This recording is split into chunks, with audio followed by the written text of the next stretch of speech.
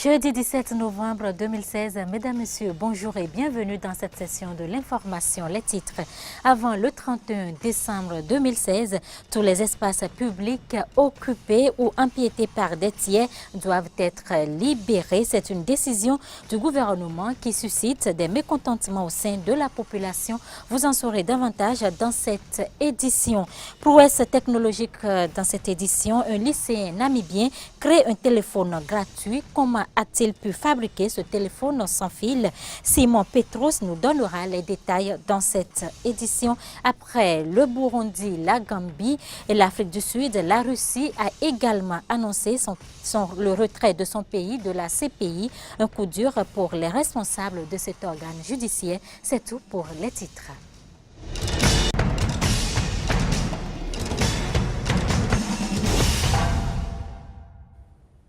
Bonjour à tous. 31 décembre 2016, c'est la date butoir fixée aux occupants illégaux des espaces publics ou empiétés par des tiers pour libérer ces voies. Une décision prise récemment par le gouvernement béninois sous la coupole du ministère du cadre de vie et du développement durable. Laquelle décision suscite des mécontentements au sein de la population. Ibrahim Orounam et Denis Marouya pour le point. Redonner un nouveau visage aux villes du Bénin, c'est là l'un des objectifs visés par le gouvernement béninois. À Cotonou, capitale économique du pays, les choses semblent aller très vite. Déguerpissement et démolition de baraques et boutiques sont perceptibles. Et pour celles qui ne l'ont pas encore été, ces signes sont la preuve qu'elles seront détruites très bientôt. Toute une opération qui suscite diverses réactions. C'est très bien que le gouvernement, une fois, ait choisi de dégager les places publiques pour que Cotonou ait un visage un peu plus reluisant. Même si on déguerpit les gens là, vous voulez qu'ils aillent où? Ils vont casser le lendemain, une semaine après vous verrez encore, ils reviendront en se installer parce que c'est la pauvreté. Je pense que cette décision est salutaire. Il faudrait que le gouvernement puisse tenir dit de ne pas céder à la pression. Il n'a qu'à laisser les gens faire leur activité. Moi, je demande à M. Talon de faire doucement. Je m'en vais reprocher juste au gouvernement de Patrice Talon de bien vouloir quand même mettre un peu de l'eau dans le vin.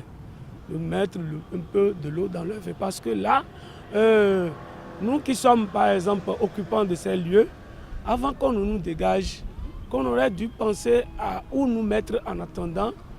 Parce qu'on peut même trouver un domaine quelque part. Quand vous voulez sevrer un enfant, il faut quand même lui apprêter un autre aliment qui va remplacer le lait maternel. Pour les autorités, la question du relogement est une question secondaire, mais elle n'est pas écartée totalement. La question de relogement pour nous est une question secondaire. Toutefois, il peut s'agir de voir un peu comment on règle ce problème. Mais le principe de l'égalité des citoyens devant les charges publiques nous impose de ne pas régler pour l'un et de laisser pour l'autre. Alors, autant ne pas régler, puisque nous ne sommes pas contraints par un texte de loi à le faire. Certains occupants estiment de tenir des contrats avec les autorités communales, argument balayé par le préfet. Tous ceux qui disent qu'ils ont un contrat avec la mairie, c'est un argument qui ne tient pas. Parce que tout contrat, quel qu'il soit, passé sur le domaine public, comme je l'ai dit tout à l'heure, répond à ces trois critères que je viens d'énoncer, imprescriptible et en tant que tel est révocable à tout moment, encore que cette nature de contrat s'appelle contrat administratif. Et nous savons bien qu'en matière de droit administratif, lorsqu'un particulier va à un contrat avec l'administration, il y a la notion des clauses exorbitantes de droit commun qui replace la puissance publique dans la plénitude de l'exercice de ses attributs. Le 1er janvier 2017, Cotonou, comme les autres villes de notre pays, connaîtra une nouvelle ère. Le gouvernement s'y est véritablement engagé. Reste désormais à avoir l'adhésion de tous. Allons à la découverte d'une médecine douce de plus en plus utilisée pour apaiser notamment les tensions à travers le massage des pieds et de la voûte plantaire. Cette pratique permet de combattre le stress. Pour mieux vous en convaincre, suivez ce reportage de Loris Freddy Davon. La réflexothérapie est un traitement basé sur le massage des points réflexes et terminaisons nerveuses situées dans les plantes des pieds.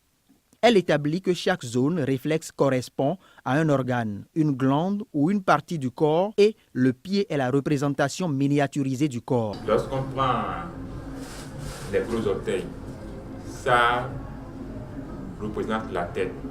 Lorsque quelqu'un dort mal, la partie là lui fait mal. Et lorsqu'on masse très bien cette partie, la personne retrouve son sommeil. Si son foie fonctionne mal, on sait comment repérer le foie dans la plante des pieds. Et lorsqu'on lui masse cette zone de foie, son foie commence par bien fonctionner. Massage des pieds et de la voûte plantaire en particulier, la réflexologie plantaire permet de lutter contre le stress, harmonise les fonctions vitales, les tensions du corps, favorise l'élimination des toxines, décontracte les muscles et bien d'autres maux. Avec l'âge, ça constitue un bon système de traitement. Lorsqu'on dit marcher, ça vous fera du bien. On a bon. Oubliez de dire marcher pieds nus. Donc, quelqu'un qui marche pieds nus se traite. Lorsque le sang circule mal, les déchets s'accumulent plus dans les plantes des pieds.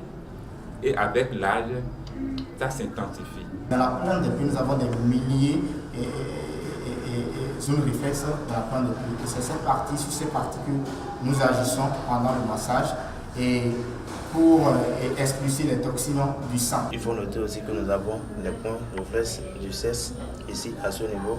Il suffit de bien stretcher et puis l'organe sexuel reprend son fonction normale. La réflexologie peut aussi bien s'appliquer à bien d'autres parties du corps, telles les mains ou le visage. Au Bénin, les citoyens ayant expérimenté la réflexothérapie en témoignent. À mon état actuel dans lequel je suis maintenant, je suis bien, ça va bien. Mais hier même, j'ai été à Gomé avec ma moto. Et je suis encore retourné hier la nuit et je suis encore au sport aujourd'hui. Ça va bien chez moi. J'étais malade, je ressentais des douleurs aux pieds, au dos, un peu partout dans mon corps. Mais maintenant, après des séances de massage et les consignes diététiques, je me sens bien. Qu'elle soit plantaire, palmaire ou faciale, la réflexothérapie, à l'image des autres traitements de la médecine moderne, revêt des contre-indications telles l'inflammation, le traumatisme, dont il faudra tenir compte. Un reportage de Loris Freddy Davoy et de Cyril Agbo. En interactualité, l'ex-première dame de la Côte d'Ivoire, Simone Gbagbo, a refusé une fois encore de comparaître. Le procès se poursuit sans elle et avec des avocats commis d'office. Ainsi en a décidé ce mercredi le président de la cour d'assises. Elle est actuellement jugée à Abidjan pour crime contre l'humanité qu'elle aurait commis lors de la crise post-électorale de 2010-2011. Commentaire Fréjus Séon. Ce mercredi 16 novembre 2016, Simone Gbagbo a refusé de comparaître et ses avocats étaient absents à la séance. Selon la Cour, l'accusé a déjà refusé le mardi la sommation qui lui a été faite de se présenter ce mercredi.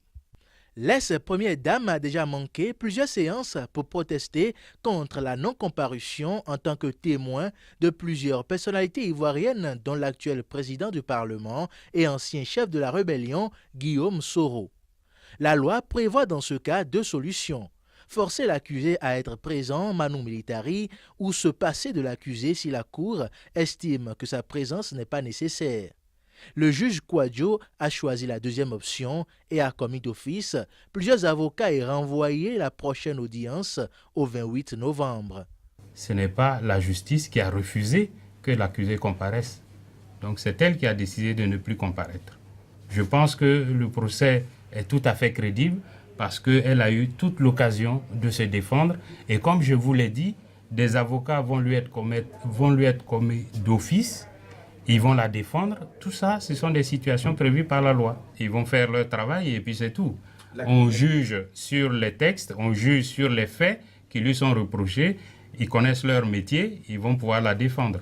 Si, avant le début du procès, Maître Félix Beaubré, un des avocats de la défense, a souligné la nécessité de la comparution des témoins comme Guillaume Soro, pour le procureur, il s'agit simplement d'un dilatoire. C'est une volonté de décrédibiliser le procès. Tout le monde le sait. Et ils ont des difficultés. Donc c'est peut-être aussi une stratégie. Simone Gbagbo comparaît pour son implication présumée dans les crises commises lors de la crise post-électorale de 2010 en 2011 en Côte d'Ivoire, ayant fait 3000 morts en 5 mois après le refus de son mari, Laurent Gbagbo, de reconnaître la victoire d'Alassane Ouattara à la présidentielle de 2010. Mais l'ex-première dame purge actuellement une première peine de 20 ans pour atteinte à la sûreté de l'État. Environnement COP22, on parle encore dans cette édition. Les grandes puissances sont déterminées à lutter contre le réchauffement climatique. Au sommet africain de Marrakech, le secrétaire d'État américain John Kerry a annoncé que son pays est en voie pour respecter leurs objectifs climatiques et ne pourra pas revenir en arrière. Le président français François Hollande s'est lui aussi exprimé pour harmoniser les positions africaines. Je vous propose de l'écouter. Ce sont les marchés qui vont décider ça, pas les gouvernements. Je peux vous dire avec confiance que les États-Unis d'Amérique sont aujourd'hui en bonne voie de réaliser tous les objectifs internationaux qui ont été fixés. Et à cause des décisions des marchés qui ont été prises, je ne pense pas que cela puisse ou que cela sera inversé. Le sort de l'Afrique, c'est aussi le sort de l'Europe, tant nos deux continents sont liés l'un à l'autre. Le développement de l'un, c'est la croissance de l'autre. La sécurité de l'Afrique, c'est la stabilité aussi pour l'Europe, surtout avec les pressions que nous connaissons aujourd'hui, pressions migratoires, mais également les pressions pour le repli, pour l'isolement, pour le rejet. Voilà ce que nous avons ensemble à traiter. La priorité, c'est l'accès à l'énergie. L'Afrique représente 13% de la population mondiale, mais seulement 4% de la demande d'énergie. D'où l'initiative que nous avons lancée pour les énergies renouvelables. 10 milliards d'euros additionnels par rapport au financement existant ont été annoncés d'ici à 2020. La France veut être exemplaire. 2 milliards ont été dégagés. Ils sont en cours d'affectation sur des projets bien précis en Égypte, au Mali, au Kenya, au Sénégal, au Bénin, au Cameroun, en Namibie et ailleurs.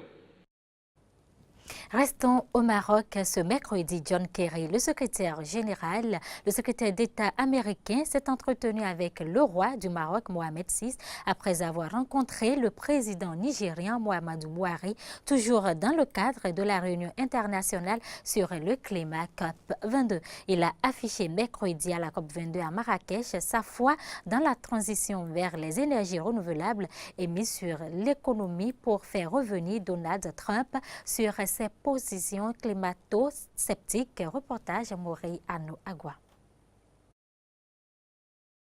Depuis mardi, les dirigeants de quelques 180 pays défilent à la tribune de la COP22 à Marrakech pour dire leur volonté et l'urgence de mettre en œuvre l'accord de Paris entré en vigueur le 4 novembre.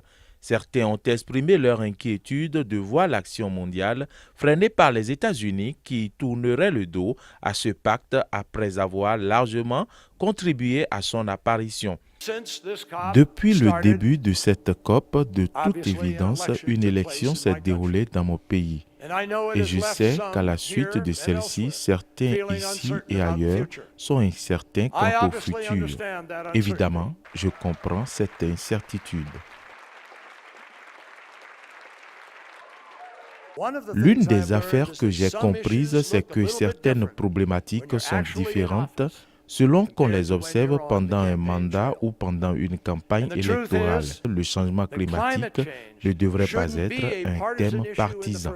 John Kerry, le secrétaire d'État américain, soutenu par des centaines d'entreprises de son pays, a affiché ce mercredi à la COP22 sa foi dans la transition vers les énergies renouvelables et mise sur l'économie pour faire revenir Donald Trump sur ses positions climato-sceptiques. Alors que Donald Trump avait qualifié le changement climatique de canular pendant sa campagne, John Kerry a appelé le futur locataire de la Maison-Blanche à consulter largement scientifiques et économistes et à se demander ce qui avait persuadé le pape et les dirigeants du monde entier à prendre leurs responsabilités.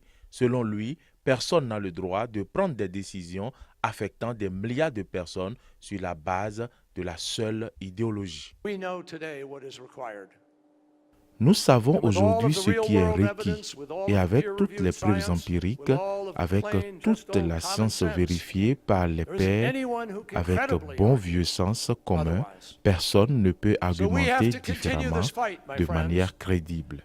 Nous devons continuer à accélérer la transition globale à l'énergie propre et nous devons nous considérer les uns les autres responsables des choix faits par nos actions. Les États-Unis sont en bonne voie de réaliser les objectifs internationaux qui ont été fixés, a assuré le diplomate, ajoutant ne pas penser que cela puisse être inversé. La conférence sur le climat qui se tient au Maroc depuis lundi 7 novembre prendra fin demain, vendredi 18 novembre. Intéressons-nous à présent à une découverte technologique. Un lycéen namibien a créé un téléphone sans fil, sans abonnement et sans crédit. Fabriqué avec des matériaux de récupération, il n'utilise que des cartes SIM non enregistrées et les ondes radio pour passer des appels vers des téléphones portables et lignes fixes. Simon Petros, c'est son nom, dit avoir été inspiré par les problèmes d'électricité et le manque d'argent dans son village. Il donne ici quelques explications sur le mode de fonctionnement. On l'écoute. Le téléphone, c'est juste des cartes SIM non enregistrées chez un opérateur et un système radio. Quand vous connectez tout ça, vous avez un téléphone qui marche sans crédit, comme vous pouvez le voir. Tout dépend d'où vous vous trouvez. Mais quoi qu'il en soit, vous pouvez passer des appels locaux ou internationaux. Dans mon village, il n'y a pas l'électricité. Et souvent, les habitants n'ont pas d'argent pour acheter du crédit. Donc, j'ai eu cette idée pour les aider à communiquer avec leur famille dans le pays ou à l'étranger.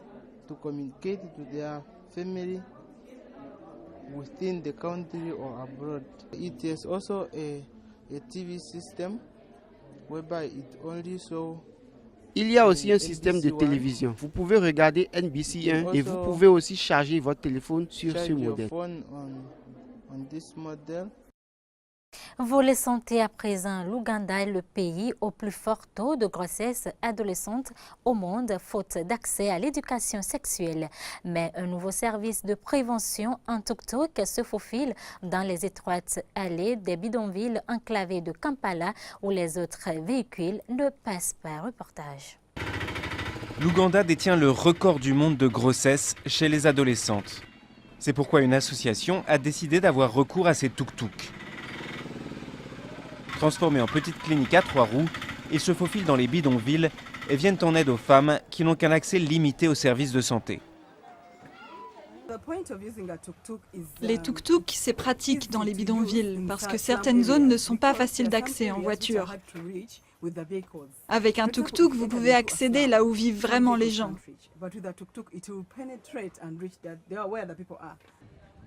Cette initiative, prise par l'association Marie Stops International, transforme les tuk-tuk en espaces de conseil personnalisés et les tentes qu'ils transportent deviennent des cliniques, distribuant préservatifs, stérilés et pilules contraceptives. Le message est d'autant plus important qu'en Ouganda, l'avortement est illégal, à moins que la vie de la mère soit en danger. Les jeunes ont une sexualité très active, mais les parents et les tuteurs ne veulent pas l'admettre. Quand Nantatia est tombée enceinte, à 15 ans, ses parents l'ont tout simplement chassée de chez elle.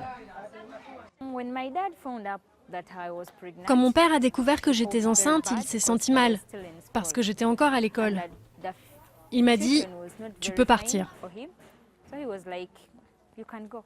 Aujourd'hui, elle est retombée sur ses pieds et éduque les jeunes sur l'importance d'avoir des rapports sexuels protégés. Nous sommes en sécurité parce qu'on utilise la contraception, on met des préservatifs. Au cœur des bidonvilles, le message des tuk-tuk fait peu à peu son chemin. Mais la route de l'éducation sexuelle est semée d'embûches dans un pays où les églises restent très puissantes. Hors du continent, les pays africains ne sont plus les seuls à avoir la dent dure contre la Cour pénale internationale. La Russie se mêle à la danse. Elle a annoncé mercredi son intention de retirer sa signature du statut de Rome, le traité fondateur de la CPI, reprochant à cette instance de ne pas être véritablement indépendante et de ne pas avoir été à la hauteur des espoirs placés en elle. Comment comprendre ce retrait de la Russie qui a signé en 2000 mais pas ratifié ce statut? Suivons ici les explications d'un expert politique. C'est une démonstration politique. Cela est lié à la décision de la Cour pénale internationale CPI de reconnaître, si je comprends bien, l'annexion de la Crimée comme un épisode lié à un conflit armé international. C'est évident qu'il y aura un procès à La Haye concernant la Crimée et peut-être concernant l'Est de l'Ukraine. La Russie ne veut pas y participer. Les obligations internationales telles que nous les comprenons limitent notre souveraineté et nous ne voulons pas que notre souveraineté soit limitée. Voilà, c'est tout. Cette histoire était prévisible car depuis le procès de la Serbie, la Russie est mal disposée envers la Cour pénale internationale. Disons qu'elle dénonce la Cour pénale internationale CPI comme un instrument de répression du vainqueur envers le vaincu. C'était les propos de Ekaterina Shulman. Désavouée par la Russie, la Cour pénale internationale lance un appel. Ne partez pas. Le président de l'Assemblée des partis au statut de Rome, le traité fondateur de la Cour pénale internationale Sidiki Kaba, a plaidé en faveur de la Cour pénale internationale. C'était à l'occasion de l'ouverture ce mercredi de la réunion annuelle des pays membres. On l'écoute. Aujourd'hui, un puissant sentiment d'injustice traverse le continent africain, dont beaucoup de ressortissants perçoivent la CPI comme l'expression de l'impérialisme judiciaire qui veut punir ses dirigeants patriotes et panafricanistes.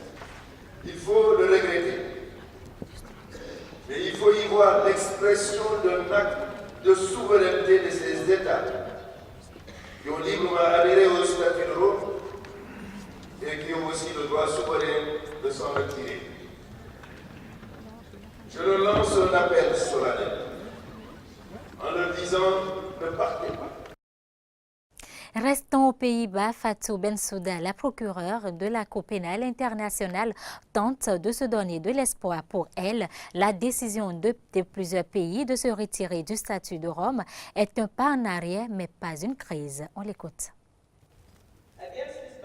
Dans ce contexte, je dois exprimer ma déception que 3 pays ont décidé de quitter le statut de Rome. Un pays qui part d'un traité est un acte souverain qui doit être respecté, mais tout acte qui sape le mouvement mondial vers une plus grande justice pour les crimes d'atrocité dans un monde basé sur le droit, dans ce siècle nouveau, est regrettable. Malgré les titres de presse sensationnels, ceci n'est pas une crise, mais un pas en arrière dans notre effort commun vers un monde plus juste et plus en paix. Sport pour boucler ce journal, porté par le succès historique des bosseurs français aux Jeux olympiques de Rio, le Noble A attire de plus en plus de pratiquants. Depuis septembre, les clubs de boss enregistrent un boom des inscriptions, les femmes et les enfants. D'abord, reportage. Ça va les champions? À peine a-t-il eu le temps de saluer ses élèves qu'il faut déjà enchaîner les premiers exercices. Allez, on se déplace, comme ça, avant-arrière pour l'instant, antéro-postérieur. Tous la garde haute, on a la garde haute. Depuis sa médaille de bronze au JO de Rio, l'agenda de Souleymane Sissoko s'est fortement rempli. Mais entre 2 cours de droit en économie du sport à la Sorbonne, le boxeur trouve le temps de passer au moins une fois par semaine dans son club de Bagnolet. Il y savoure l'effet JO. On a doublé au niveau des inscrits chez les jeunes et chez les femmes. Ça montre qu'il y a eu un impact. On est obligé d'être 3 aujourd'hui pour encadrer le cours. J'étais parfois tout seul l'année dernière et les années précédentes. Donc il y a vraiment eu un réel engouement autour de la boxe. Il y a vraiment eu un réel boom d'après les Jeux Olympiques. Là, on me donne un légume chacun, d'accord? Entre 2 uppercuts, l'ancien capitaine de l'équipe de France de boxe à Rio fait réviser leurs leçons aux petits boxeurs. Les enfants, eux, ne cachent pas leur fierté d'apprendre auprès d'un champion. On l'a vu aux Jeux Olympiques. Donc, du coup, on sait qu'on est avec un professionnel. Ça fait bizarre un peu. Parce que c'est un champion. Ça fait du bien. J'aime bien parce que c'est un champion et en même temps tu peux apprendre. Red Star Club Champigny, le club d'Estelle Mosley, l'une des 2 médailles d'or françaises. Ici aussi, la fréquentation a explosé, 160 adhérents cette année contre 106 l'an dernier. Une liste d'attente a même dû être mise en place. Bruno Gilberti, le fils du fondateur de la section boxe anglaise du club, n'avait jamais vu autant de monde. Comme vous avez vu que la salle se trouve dans une cité, à côté d'une cité, ça fait que du positif, quoi. Tous les jeunes qui sont venus, beaucoup de filles. Des filles, surtout chez les plus jeunes, qui pratiquent la boxe pour se défouler et faire mentir les clichés les plus tenaces. Mais les gens ont toujours cette image-là de la boxe, c'est pour les garçons, ma fille va se casser le nez, elle va rentrer avec des bleus. Et en fait, par le biais d'Estelle, on voit que c'est un sport où on peut accorder à la fois sa vie féminine, un sport passionnant et faire de belles études, être jolie et être très féminine par la même occasion. Reste à savoir si la razzia historique des boxeurs français au JO aura un effet durable sur le succès des salles de boxe. Réponse l'année prochaine pour les réinscriptions.